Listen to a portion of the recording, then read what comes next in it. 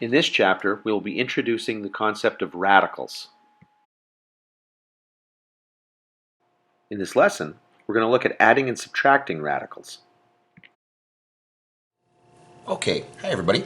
So in this lesson we're going to take a look at adding and subtracting radicals. I'm going to try really hard to kind of maybe dispel a bit of a myth or a misunderstanding that happens. And I really like the way this particular lesson has been set up here. So first of all, we're going to take a look at, remember from before here, we know that the square root of 25 plus the square root of 16, that is not equal to the square root of 25 plus 16. Let's just take a look at it. The square root of 25 we know is 5. And the square root of 16 is 4. When you add those together, you're getting 9, okay? Well, then that would suggest that whatever is inside here must be equal to 81, and yet it's not, okay? What's 25 plus 16? Well, it's going to be 41, right? And that is not going to give you a square root equal to 9 here, so that's not true. And by the way, the same thing is also not true here. The square root of 25 is 5, the square root of 16 is 4. So when you subtract that, you should be getting 1. But 25 minus 16 is 9. And the square root of 9 is 3. So they're not equal to each other. So you cannot just transfer that plus sign to the addition to the radicand. You just can't move those in. That is not a rule. Okay? So what we got to do is we got to come up with a rule that addresses that particular problem here. Okay?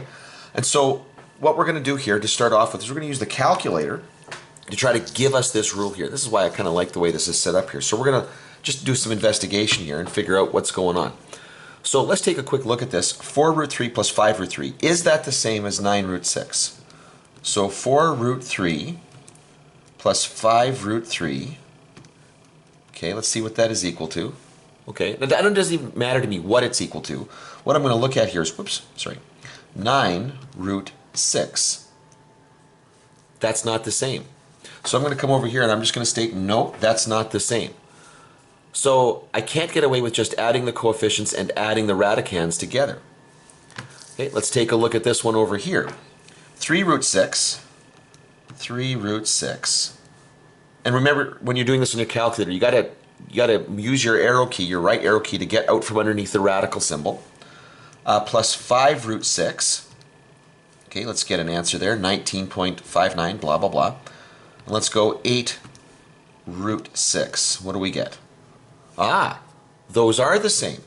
So now notice what happened here is I added together the coefficients, but I left the radicand exactly the same here. Okay, yeah, but maybe that's just a one-off here. Let's keep going here. 8 square root of 5 minus the square root of 5. Okay. Is that the same as 7 multiplied by the square root of 5? Yes, it is. Those two decimals are exactly the same, so that is the same. And again, what did we do here? Well, we took the coefficients and I subtracted them, but I left the radical, okay, I left the radicand the same. Let's keep going here.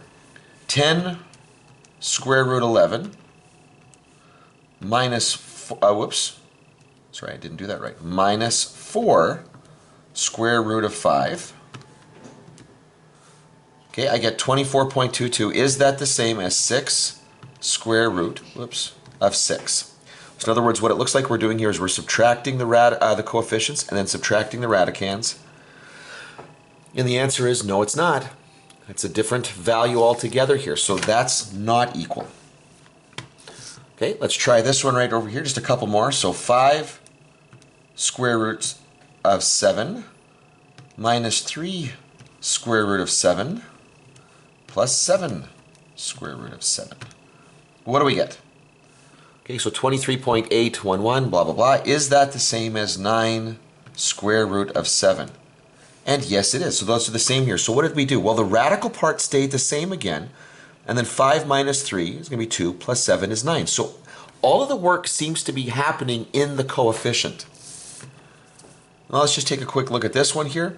I have got 2. Now to get the cube root, I'm going to press my math button. I'm going to go down to my cube root symbol there. You might just have to look on it on your calculator. Plus 6 times the square root of 7. Okay, 19.7, and then 8. And this time here, I want the fifth root. So I'm going to go multiplied by 5, math, and I'm going to come down here to this. So 5th root of 7.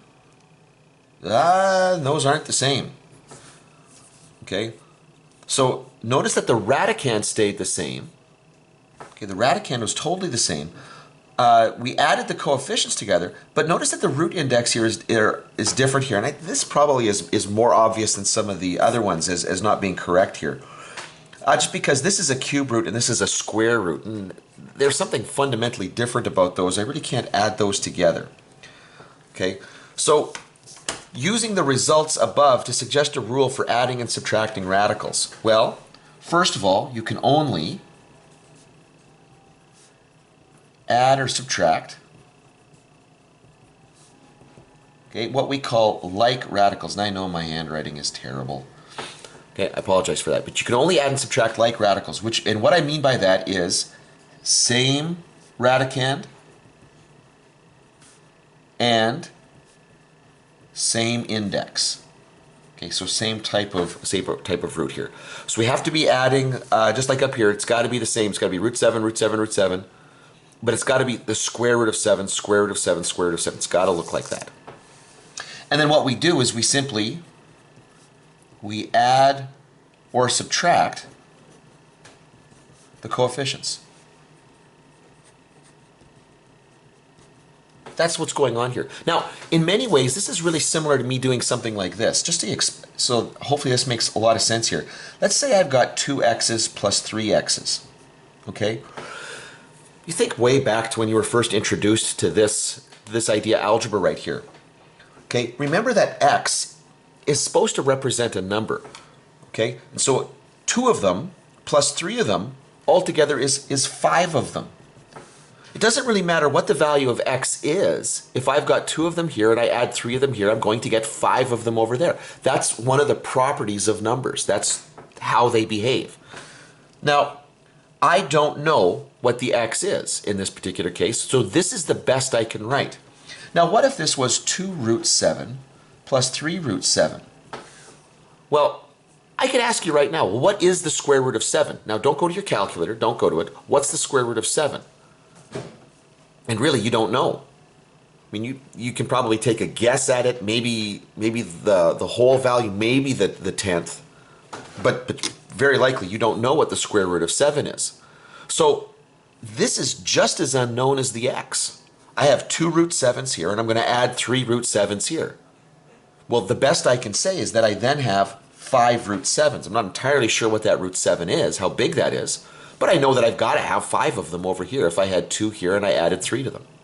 So that's what's going on. That's why the addition and the subtraction behave that way. Basically the same as it did when you had a variable in there. Okay? So now let's take a look over here.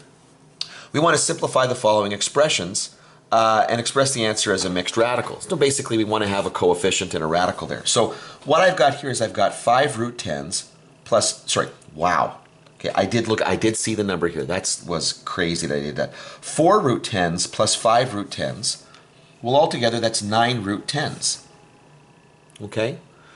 Now, if you see that as 4 times the square root of 10 plus 5 times the square root of 10, it might be less obvious that this is the answer. So listen to how I'm saying it. I'll go over here and do it here. 5 root 3's take away 2 root 3's. Okay, so 5 root 3 minus 2 root 3 is going to be 3 root 3. And I was anticipating the answer there. You kind of heard me say that. Over here, 9 root 2's minus 3 root 2's minus another root 2. Okay, well 9 minus 3 is going to be 6, minus 1 is 5. So that leaves me with 5 root 2's. Here, 8 root 6's minus 4 root 5's minus 4 root 5's plus 2 root 6. Now, I can only add them if they're the same. Now, bear in mind, if you kind of heard what I was saying before here, root 6, root 5, those are kind of like unknowns to me. I don't really know what they are, but I do know that they're different. Okay, I don't have to know what those numbers are specifically or exactly even to know that they are not going to be the same. But I've got 8 root 6's here, okay, and I've got 2 root 6's here. Bear in mind that I can change the order in a statement that's got addition and subtraction in it, as long as I keep the subtraction with whatever term that is. So I can make this 8 root 6 plus 2 root 6 minus 4 root 5 minus 4 root 5. I'm totally free to do that, as long as my subtraction stays with the term behind it. Okay, subtracting the 4 root 5. So as long as I'm always doing that operation, as long as I'm adding the 2 root 6, I can pull that forward a little bit. So 8 root 6s plus 2 root 6s, well, that's 10 root 6s. If I subtract 4 root 5s and then subtract another 4 root 5, well, I've subtracted a total 8 root 5s.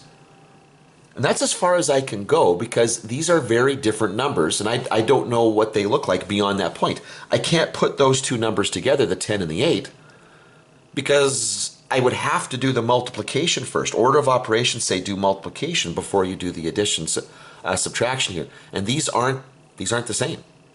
So I don't know what those are. That's where I stop. So that's even true when you throw variables in here. I've got 10 root x's plus 5 root x's.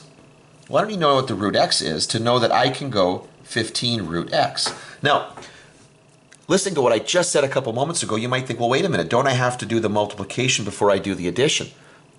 That's fair, but because these are like terms, and it's in that situation alone here where I can put those together first before I actually go through and try to process that multiplication, which in this case I can't. That's kind of my dead end. I don't know what the square root of x is.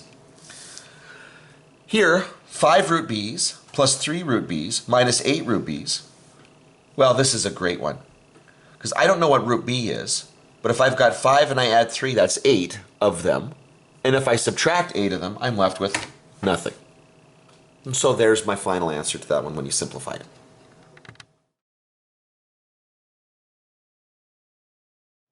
Okay, so for this question here, we're being asked to use a calculator to verify the following statements are true. Okay, so let's pull out the calculator here, and I've got the square root of 3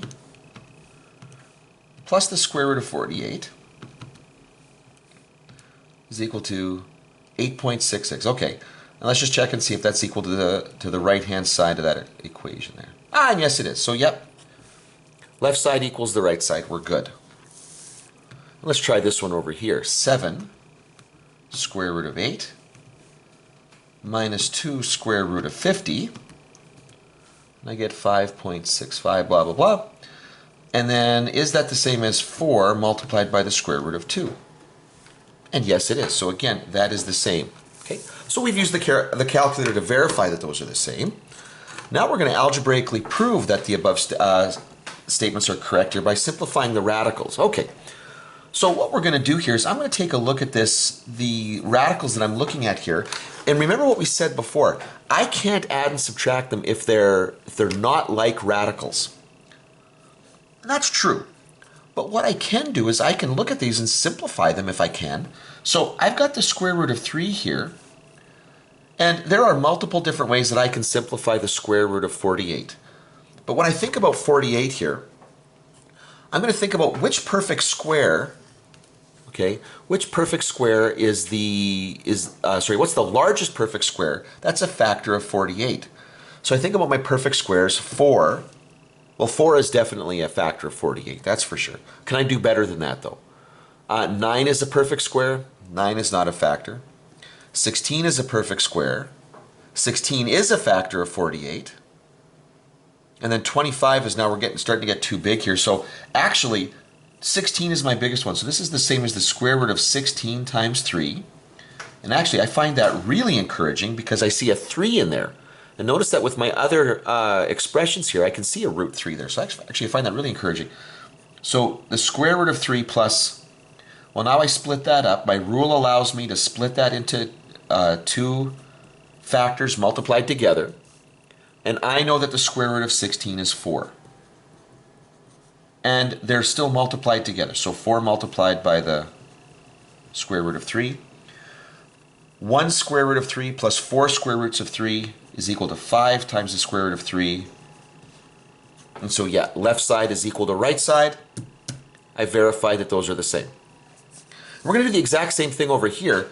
But when I look at it, notice that none of my radicals are the same here. Okay, so what I'm going to do though is I'm going to approach this in a slightly different way here, and I am still going to reduce the radicals, but what I'm going to do this time is I'm going to use the prime factorization to do it. Okay, just to remind you of the different ways we've looked at this. So 7 root 8, well, what I might do with the 8 is I might break it down into its prime factors, which is just going to be 2 multiplied by 2 multiplied by 2, so 2 cubed.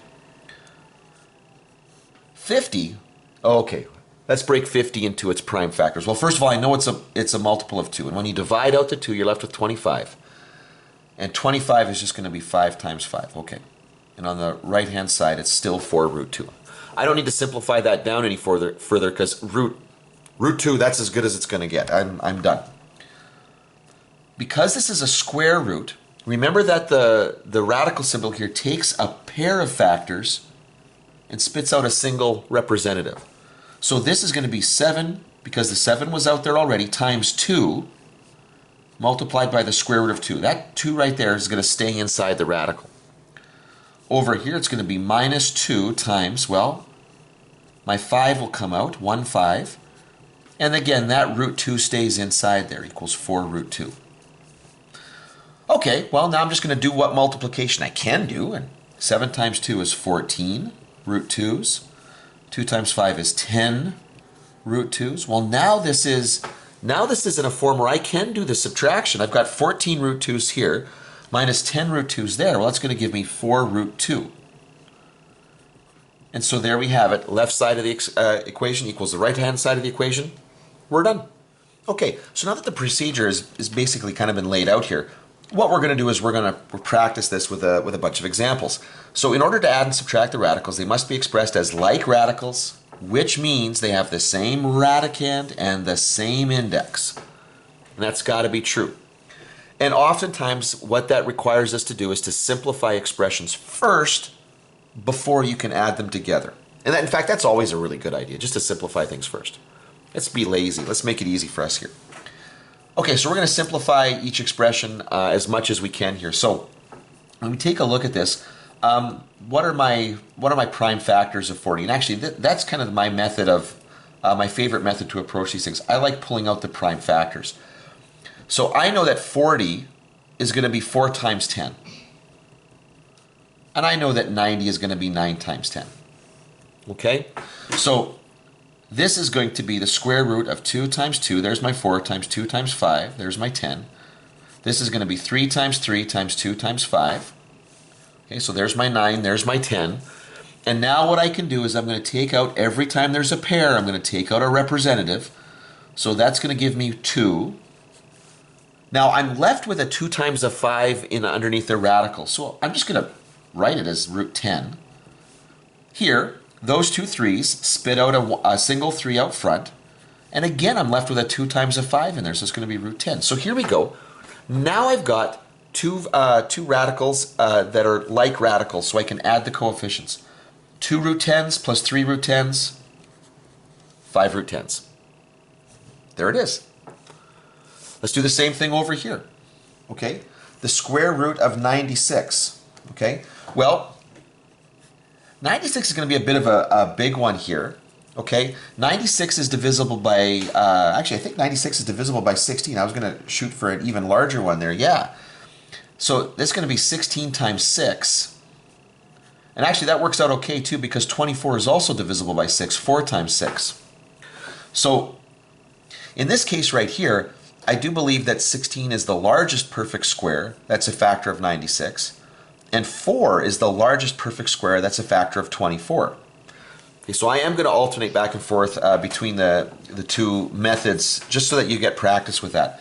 So this is going to be root 16 root 6 minus root 4 root 6, because if there's multiplication inside a radical, then I can change it into multiplication between two radicals. Remember, that doesn't work with addition and subtraction, but that does work with multiplication. So the square root of 16 is 4. Square root of 4 is 2. So 4 root 6's minus 2 root 6's is 2 root 6. Okay, I'm getting a weird shadow here. Hold on. Okay, and so there's my answer.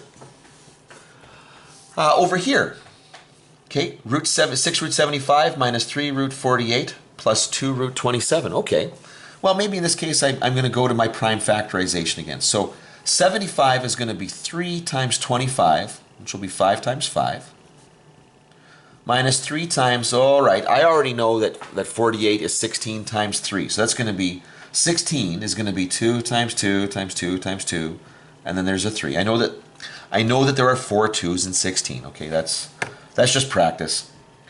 And 27, well, 27 is pretty straightforward because it's 9 times 3, and 9 is 2 3's, so this is just going to be 3 3's.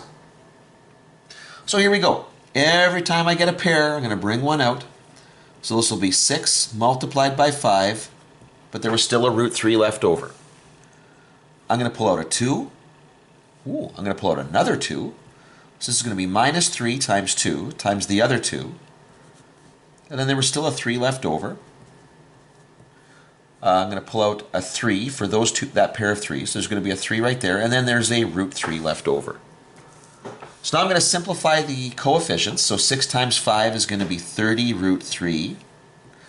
3 times 2 is 6, times 2 is 12. So 12 root 3 plus 6 root 3. Okay. Okay, I'm kind of lazy. I'm going to take a shortcut here. Negative 12 plus 6 is really going to be like negative 6.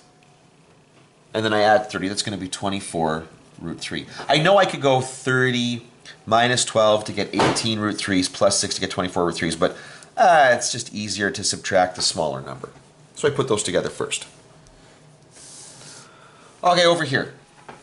Now let's take a look at, again, we'll take a look at the largest perfect squares that are factors of each one of these things.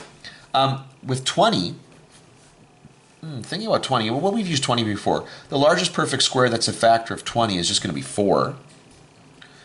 18, okay, well, 18 is an easy one here. The largest perfect square that's a factor of 18 is 9. Whoops, I almost wrote the square root. 80 is a little bit more difficult, probably. I suspect not everybody knows that one off the top of your head. But 80, after you play with 80 for a little bit, you'll discover that it's going to be 16. Okay, it's 16 times 5. In fact, it might be more obvious that the largest perfect square that's a factor of 98 is going to be 49.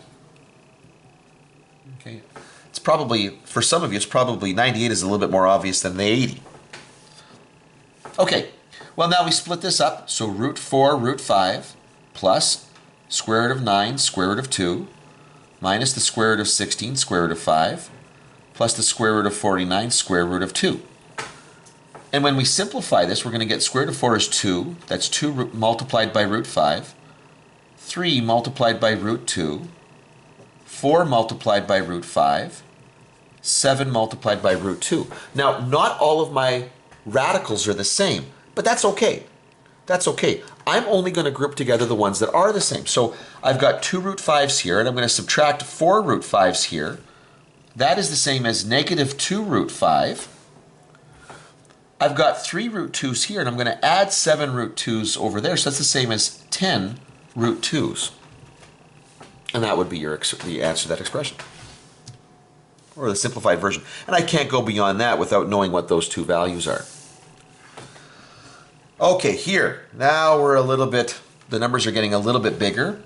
So this is one of those places where I really do enjoy using prime factorization because I think it's a little bit faster. So for example, root 28, I already know that 28 is going to be 4 times 7, so it's going to be 2 times 2 times 7. 128, that's a little bit more complicated. So 128, I can divide by 2 and get 64. But I can divide 64 by 2 to get 32, which I can divide by 2 to get 16. And then I know that 16 is 4 2's. Yoy. There's a lot of 2's there. There are 7 2's in 128. Now, 175, okay, I know that's going to be divisible by 25. And in fact, when I do that, I get 7. So this is going to be 25 times 7. Oh, and I'm running out of room here. That's okay. That's okay because 63, I know 63, I'm comfortable with that one. 63 is 9 times 7, and that's going to be 3 times 3 times 7. Whoops, almost off the page there. So now I go back and I'm going to pull out my pairs. So pair of 2's there, so 3 times 2 root 7. Minus 1/2 times, well, there's a pair of 2's there, pair of 2's there, pair of 2's there, and then there's a single root 2 left over there that I couldn't pull out. Oh, I'm sorry, I'm getting a really weird shadow here. Minus 2. Whoops. Sorry, the 5 will come out, so 2 times 5, and then there's a root 7 left over. And then the 3 comes out, and there's a root 7 left over. So, putting that together, there are 6 root 7's here. One of the 2's cancels with the half, but I'm still left with a 2 times 2 there, so it's going to be 4 root 2.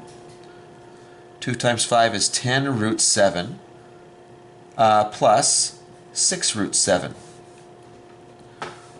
Okay, well, let's take a look. How many root 7's do I have total? Well, I've got 6 of them here. Minus 10 is going to be negative 4. Plus 6 there is going to be positive 2.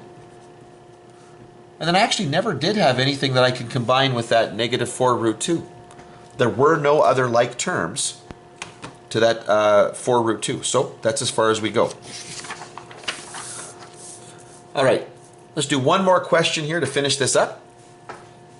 So this question says, find the length of x as an exact value in simplest mixed radical form, and then as a decimal to the nearest tenth.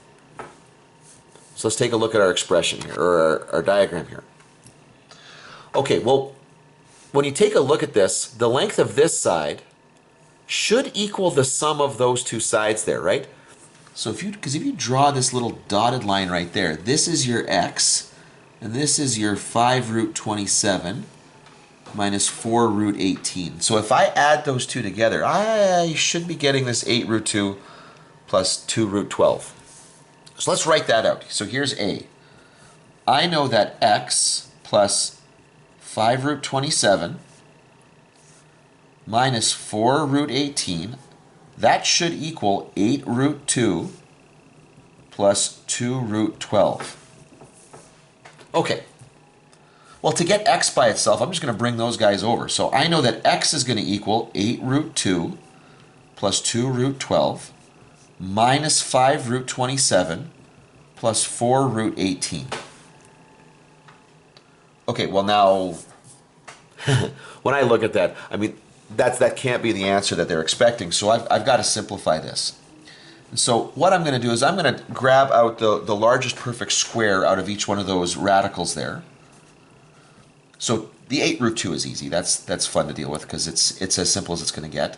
But 12 could be 4 times 3. I know, I've seen 12 a few times. I know that 4 is the largest perfect square. That's a factor of 12. 27, again, I've seen that one a couple times. I know that 9 is the largest perfect square. That's a factor of 27, and that gives me 9 times 3. And 18 is actually the same. 9 is, again, the largest perfect square. We're dealing with some nice numbers here. So x is equal to 8 root 2 plus 2 root 4 root 3 minus 5 root 9 root 3 plus 4 root 9 root 2. Because remember, the rule is I can split up that product into the product of radicals. And so now, I'm just going to evaluate the radical. So the square root of 4 is 2, multiplied by 2 is 4. I'm just going to kind of skip a step there because I'm going to run out of room soon here. The square root of 9 is 3, times that negative 5 will be negative 15 root 3. Square root of 9 is 3, multiplied by 4 is going to be 12, and then there's that root 2 at the end there. Okay, so what have I got here? Well, I've got 8 root 2's here, and I can add 12 root 2's to get 20 root 2's total. I've got 4 root 3's here, and I'm going to subtract 15 root 3's. That'll be negative 11 root 3. So that is my answer in exact form, okay? But sometimes we like to have the decimal value to this. So this is going to be approximately equal to, because I'm going to have to round this at some point. We don't want the shadow on there, so that's going to be 20 multiplied by the square root of 2 minus 11 multiplied by the square root of 3.